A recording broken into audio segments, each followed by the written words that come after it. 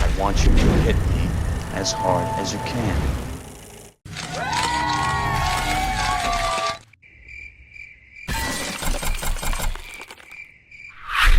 This lovable nerd took us on so many adventures filled with laughter and sometimes beer. Seeing Rick Moranis on the silver screen brings levels of cinematic comfort that nobody's nostalgia can come close to. You can really feel his presence. He reminds you of like an unthreatening Sunday school teacher or somebody's nerdy dad, who may not necessarily be able to single-handedly fight off an army of killer monsters to save the world, but you know that Rick Moranis will do whatever it takes to protect his family, on and off the screen. He is in most of our childhood favorites, or adulthood favorites, depending on how old you are. But it does feel like forever since we have seen his face on film. And you know what? It has been forever. And that is why you have a hole full of sadness in your heart. A Rick Moranis-shaped hole. Movies haven't really been the same without everybody's favorite dork. So why did his professional artistic output come to an almost complete stop? How could one man walk away from it all?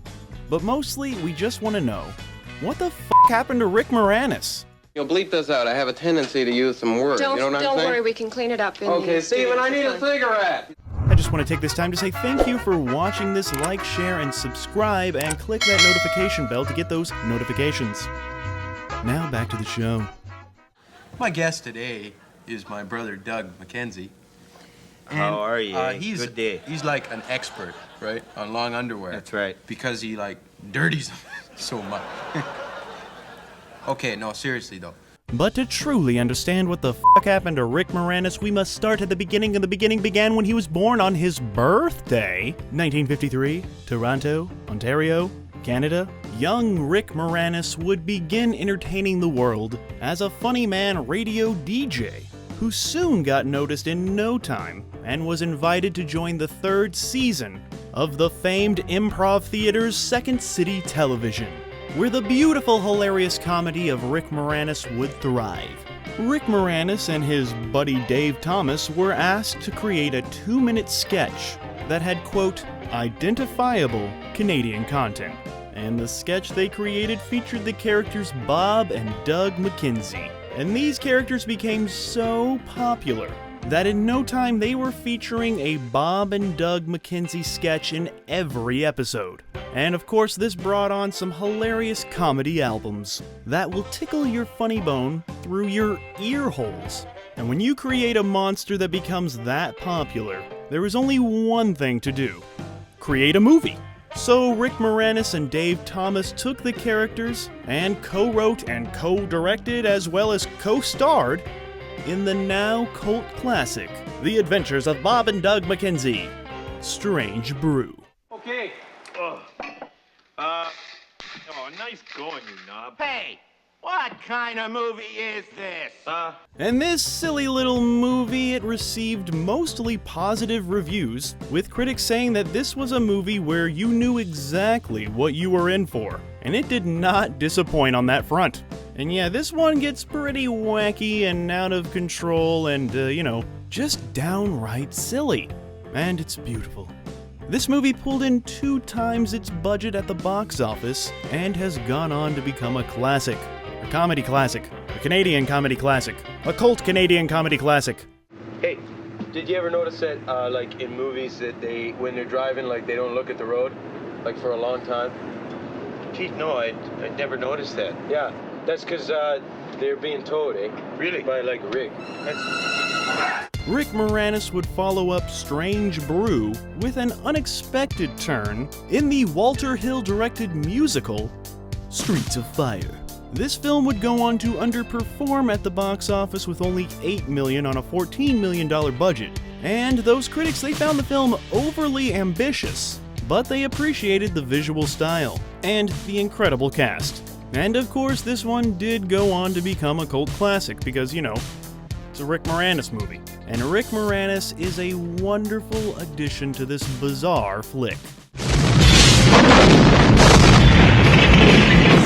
McCoy, can't you drive this car any faster? I don't want any bombers sneaking up on us. Let's get our asses out of here real quick. By this point, Moranis was already pretty much Canadian comedy royalty, but it was one movie released in 1984 that brought Rick Moranis to the attention of the rest of the world and beyond. Ghostbusters. And this movie right here opened our eyes to what a movie could be. And of course, Ghostbusters has an iconic, amazing cast. And this movie truly lived or died by its supporting cast. People like Annie Potts, Sigourney Weaver, and without question, Rick Moranis. Ghostbusters would have been really, really good, but Rick Moranis, he pushed it over to great. Beyond great. Many of the aspects of this beloved character were Moranis bred. They came straight from his head, from his noggin, his own ideas. And of course, this movie right here is Rick Moranis' highest grossing domestic release, with a take of over $242 million in North America and nearly $300 million worldwide. So you want your movie to be good? Who are you gonna call? Well, you should probably call Rick Moranis. Does anybody want to play Parcheesi? Okay, who brought the dog?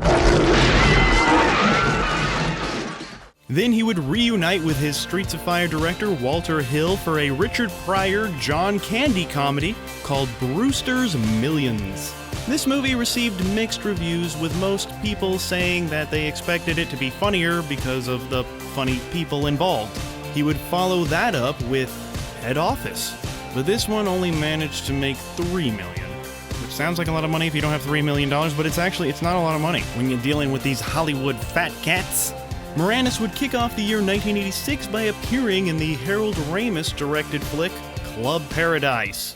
So my uncle and I are going down to the islands for a couple of weeks. You want to come with us? Critics said that the film had some funny parts, but not enough to sustain its 104-minute runtime, and it only made $12 million off a $15 million budget. But it's not how you start the year 1986, it's how you finish the year 1986. And Rick Moranis would finish that year of 1986 off strong by starring in the big screen adaptation of the Broadway play Little Shop of Horrors. Critics called the film a winning musical, and Roger Ebert, the guy with the thumbs, said that this was the type of movie that cults are made of. Are you in this cult? Little Shop of Horrors cost a reported $25 million and pulled in $39 million at the box office, which made the studio call this one an underperformer. However, this killer plant would eventually take over the world on home video. Suddenly see more. Then came the year 1987, and Rick Moranis' sole output of that year was, for my money, one of the greatest parody films ever made. Mel Brooks' Spaceballs. Rick Moranis would play the villain in the film, Lord Darkhelmet, and he would deliver some of the funniest lines in the entire movie. He stole the show. Spaceballs pulled in $38 million off a $22 million budget and received lukewarm reviews, with most critics finding it funny but saying it missed the mark, being released 10 years after Star Wars. But of course, this was another misunderstood classic, and has gone on to become one of the most beloved comedies in the galaxy. Everybody got that? Good! Then came the year 1989, and that was a pretty massive one for Moranis. He would return to the world of busting Ghost for the paranormal sequel Ghostbusters II.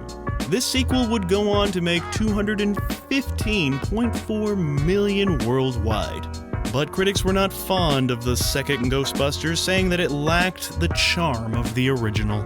And it appears that Rick Moranis was offered a role in the new Ghostbusters, but he declined to return. Ah, nuts.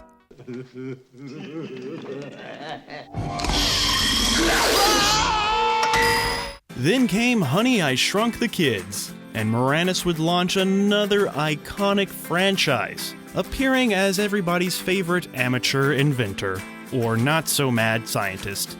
And in this one, he hilariously shrinks his children.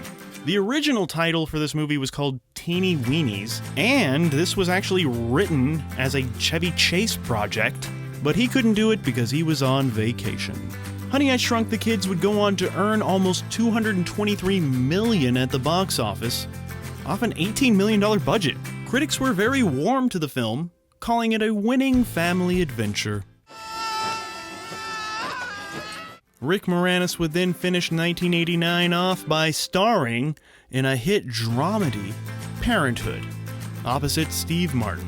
And this film was a huge hit, pulling in $126 million and earned strong reviews, calling the film thoughtful and very funny with a delightful cast. And of course, Rick Moranis was part of that delightful cast, and he made it just a little more delightful. Then came the movie My Blue Heaven, about the famed mobster Henry Hill. So it's literally the same story as Goodfellas, but with a different type of sense of humor. My Blue Heaven received so-so reviews, calling it a great concept with disappointing execution. He would also lend his vocals to an animated series called Gravedale High, playing the only human at a high school filled with vampires, werewolves, and mummies, and Frankenstein's monsters. The series only lasted a lucky 13 episodes. Well, glad you could join us, Gil. Now, let's continue our discussion on what we all want to be when we grow up. Then came the year 1991, and this year, sadly, would be full of tragedy for this legendary comedian. His wife passed away of cancer in February of that year. And from that moment, Moranis would make the decision to slow down his professional life, to focus not only on grieving, but raising his family.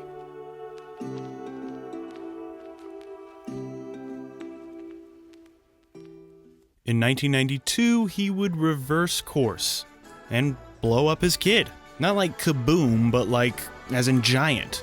And this film was not originally a sequel to Honey, I Shrunk the Kids. Instead, it was titled Big Baby. And this Big Baby would make $96 million at the box office. Reviews for this sequel were pretty negative, with most calling it a one-joke premise stretched out too long, or blown up. But in 1992, I loved this flick. So I don't know what those haters are talking about. In 1993, we would see Rick Moranis appear in the Eric Idle movie, Splitting Hairs. Get it? Box office numbers for this one don't seem to be readily available to the public. They seem to be top secret. However, according to Wikipedia, the film performed poorly. And everything on Wikipedia is 100% true, you guys. First up in the year 1994 AD, Anno Domini, was the big screen take on the Flintstones, where Rick Moranis would play Barney Rubble, opposite John Goodman's Fred Flintstone. Now I know that this movie got lambasted when it was released, and it's not exactly looked upon as a classic by today's standards, but 1994 me loved this flick. So there. This film was released May 27th, 1994 to some not great reviews. Critics actually really liked the effects of the Flintstones, and yeah, it looks interesting, it looks great. But the story does fall flat. But that didn't stop families from eating this one up, and to this day, The Flintstones is Rick Moranis' highest grossing film worldwide, making over $341 million. The second unofficial classic film that Rick Moranis made in 1994, AD, Anno Domini, is, for my money, one of the greatest football films ever made, Little Giants. This is one of those mid-90s kids underdog sports movies that they just don't seem to make anymore. This genre right here is a true lost art. This film received mixed reviews. Many people appreciated the underdog story, but a lot of those critics found the humor to be juvenile. Yes, a kids movie where the humor is juvenile. Can you believe it? I have first-hand experience. I played Pee-wee football in the mid-90s. And these little giants right here, they captured the true spirit and tone of that environment perfectly. Rick Moranis would finish 1994, not in movie theaters, but in amusement parks, with Honey, I Shrunk the Audience. This right here is an amazing 4D ride that cuts you, the audience, down to size. Minuscule size. Teeny weeny. And I remember going on this ride when I was younger, and I absolutely loved it. I loved the 3D screen, I loved the 4D smells and feels. It's just a great amusement park experience. And the Honey, I Shrunk the Kids franchise? Yeah, it's perfect ride material. Is this one still around though? In the year 1996, we would see Rick Moranis' final appearance in a theatrically released live-action film. And that film is the classic pairing of Rick Moranis and Tom Arnold in Big Bully. And this film has a rare 0% on those tomatoes that are rotten.com, but we all know that tomatoes can't be trusted. And Big Bully would be a huge box office bomb, pulling in just $2 million off a $15 million budget. The next year, 1997, would see Rick Moranis return to the world of shrinking people by appearing in the direct-to-video sequel, Honey, We Shrunk Ourselves, where this time, the adults get down. This was actually Disney's first ever live-action direct-to-video film, so there's that. And as of today, this is Rick Moranis' final live-action role. Those pesky critics did not enjoy this one though, calling it stale and boring. But 1997 me loved watching this adventure over and over and over on that Disney Channel. And since this film, there was a Honey, I Shrunk the Kids TV series, minus Rick Moranis, but there may be some good news on the horizon when it comes to the Honey, I Shrunk the Kids franchise. Disney picked up a pitch by Josh Gad for a new film titled Shrunk, which would see Rick Moranis return to the franchise. And Shrunk was set to be shot in the year 2020, but for some reason, I don't know why, that just didn't happen in the year 2020. Yeah, you know, the world had other plans when they decided to shut it down, and they put this one on the back burner. And there are rumors that they'll get back to filming this one in 2022. Oh yeah, and he had some wonderful appearances on Muppets Tonight.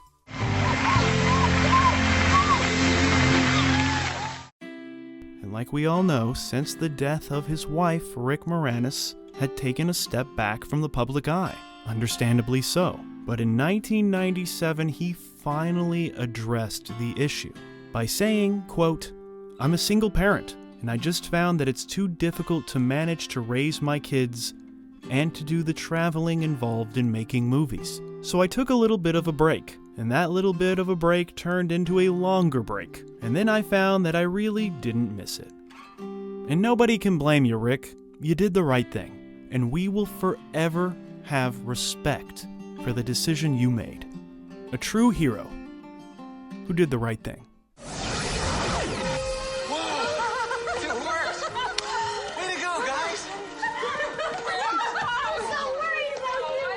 Although Rick Moranis retired from live-action filmmaking, he would still lend his vocals to the occasional animated project, like Rudolph the Red-Nosed Reindeer and the Island of Misfit Toys. Also, he would lend his voice to the Disney hit animated film Brother Bear, opposite his strange Brew partner, Dave Thomas, as a pair of Canadian mooses. Meeses?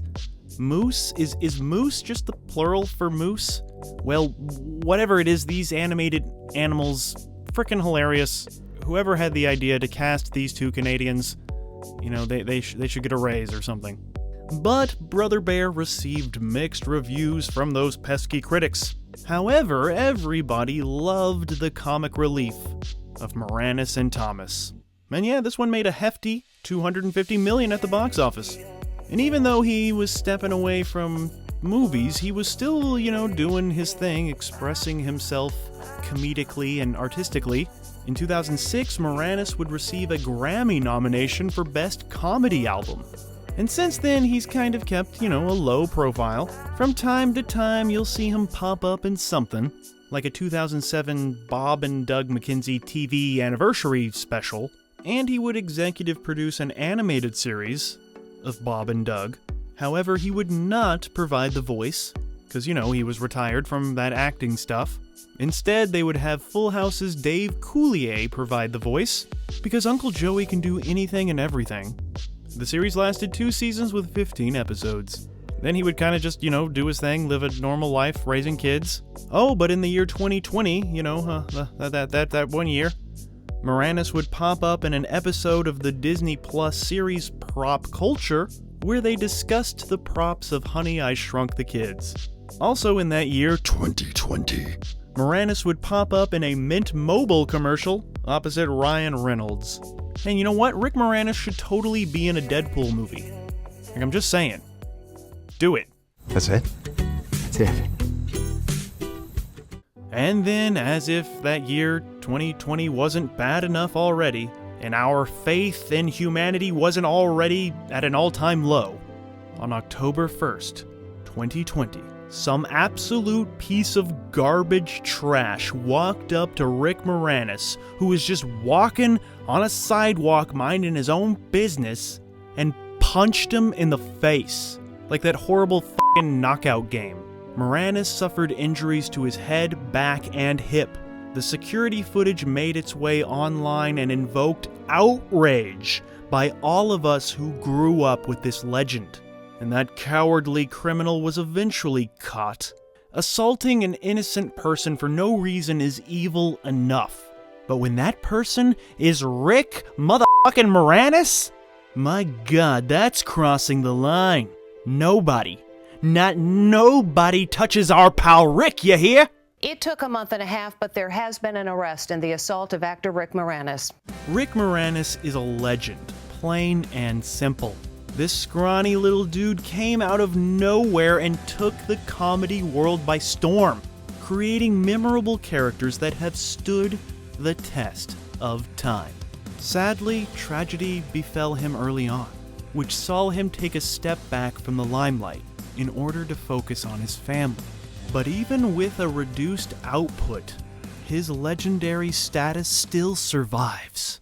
I'm a little partial to the Rick Moranis cup. What do you think? Does it look like me? Collect all 3 cups, only at McDonald's. So thanks for all the laughs, thanks for all the films, and thanks for making it cool to be a little nerdy. So you know what, Mr. Moranis? You do not need to be walking alone down a dark, creepy sidewalk. You have millions of supporters out there who totally got your back and would never let anything bad happen to you. We promise. So nobody should give a fuck about what the fuck happened to Rick Moranis, because he's doing just fine. Thank you for watching our show. If you like what you see, please subscribe to our JoBlo Videos channel. Tell your friends who like this sort of content, and turn on the bell to receive notifications for all of our latest videos. We're an independent company, and we appreciate all your support.